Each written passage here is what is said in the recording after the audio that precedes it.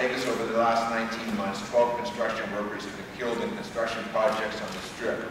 According to the Las Vegas Sun, more workers have died in the city over the past 19 months than died during the entire 1990s construction boom. An investigative series in the Las Vegas Sun detailed circumstances behind the deaths on the Strip, including inadequate response from the Nevada Occupational Safety and Health Administration. We will examine whether or not the U.S. Occupational Safety and Health Administration is doing everything it can to improve safety at construction sites. This committee has repeatedly raised serious concerns about OSHA's inability or unwillingness to issue needed health and safety standards for a number of different industries, and we have the same concern now about the construction industry. These are not simple issues, but they are issues of life and death, and they demand the committee's attention. I never thought of testifying that OSHA has failed to enforce safety standards for steel erectors.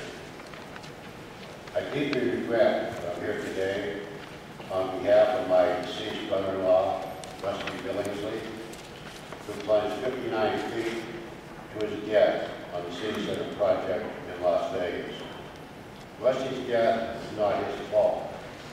There are two problems here: the unsafe conditions at the workplace and OSHA's failure to enforce its own standards as they were written. As was indicated earlier, OSHA has a minimal number of compliance officers. They simply cannot cover enough ground. While OSHA inspectors do their best to respond to emergencies and complaints, they lack the critical enforcement tool I mentioned earlier, the stop work order.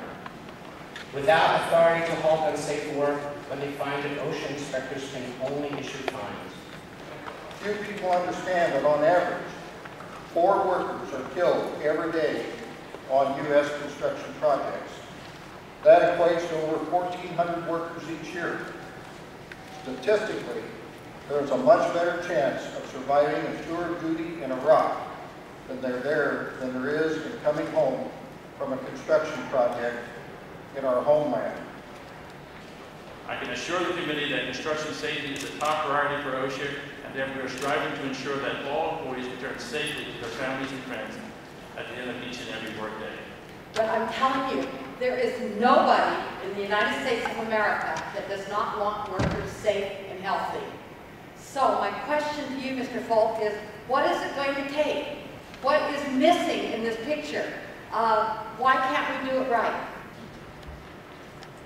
What I would say is, once again, we are focusing our attention on moving the standards as quickly as we can. I would just urge you to, you and everyone in OSHA, to show a greater sense of urgency. My district of Las Vegas has seen unprecedented growth and a construction boom in recent years, and there are currently 40,000 new hotel rooms under construction in Las Vegas. While this construction is very important to the local economy, it's also very important, more so, to ensure the safety of the workers that are building our city for the future. How did you feel, you and your wife feel, when you found out that OSHA had completely dropped the penalties for your brother-in-law's death? We were devastated. What more can you do? What more resources are needed to help prevent additional construction tragedies in Las Vegas? I would appreciate a comprehensive answer so that we can implement these things and save people's lives. Thank you very much. Let me make one point, that we have provided additional, we provided OSHA inspectors, federal OSHA inspectors, to the Center City site that are assisting the Nevada OSHA inspectors. So we are already providing assistance at the site.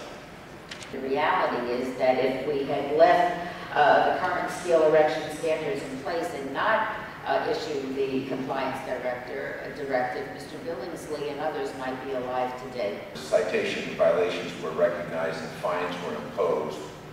And then a second round of meetings was held between Nevada OSHA and contractors. And in some cases, the fines were abolished. In some cases, they were substantially reduced. And since reports in the newspaper, they've held for a moment here. The unions have the ability to contest the abatement date.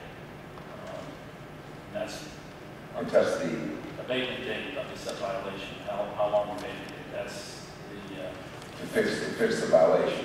Correct. They cannot contest the fine being reduced or eliminated. Not under the act. How does that strike you? I just follow the law. You know, you look at fines in the case of Mr. Billingsley, was it? That died in the fall. Mr. Cole's brother-in-law. It's a $13,000 fine. We're talking about one part of this job was $3.6 billion, and somebody said it was the $9 billion overall. You do start to get the sense that just pay the fine and let's keep moving here. We're working 24/7, and I just worry that these fines really do not provide, especially when they're waived just consistently, and these fatalities, forget the other fines, that they're sufficient to ensure a safe workplace or to change behavior. And this project in Nevada is a little bit like a test case here, in the sense that the fatalities and injuries that have taken place, and yet they continue, and the number one tool of the arsenal, which is fines, continues to get waived. And I think that raises very, very serious questions about that state enforcement, and about what the federal government, under the delegation of authority, has the ability to do under the current law.